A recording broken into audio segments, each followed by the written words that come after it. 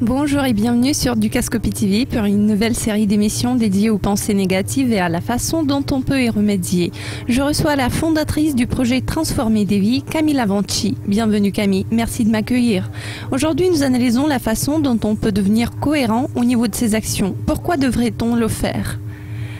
Tout ce que nous avons appris dans notre vie vient de la répétition constante. Ainsi, nous avons appris à marcher, à conduire, à faire du vélo. Nous l'avons appris grâce à la répétition. Si nous voulons changer quelque chose, nous devons le faire de manière cohérente pour y arriver.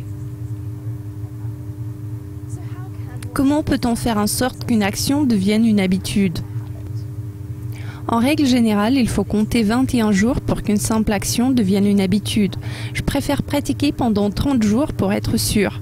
Pour ne pas l'oublier, vous pouvez créer des signes spéciaux dans votre maison, comme des notes adhésives. J'aime bien des stickers avec mes clients, je leur donne des stickers ronds qu'ils collent un peu partout dans leur maison.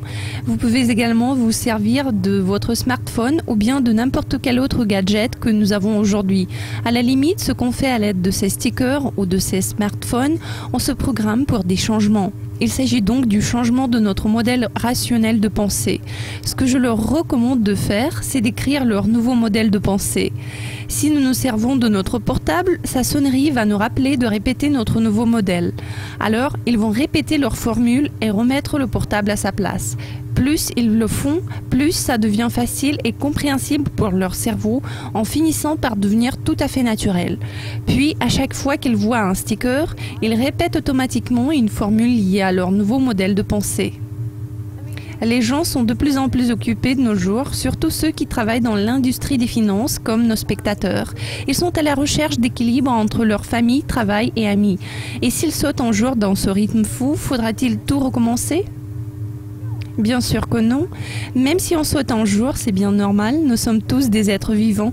Personne n'est parfait. En plus, nous faisons quelque chose de complètement différent. Nous changeons l'habitude, ce qui veut dire que nous faisons quelque chose de nouveau.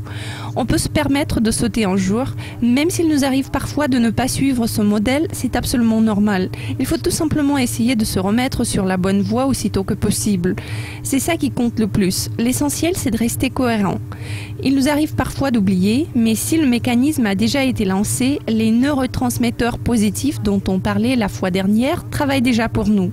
Il faut s'aimer et se pardonner de telles escapades. C'est la vie et avec ce rythme fou, tout peut arriver.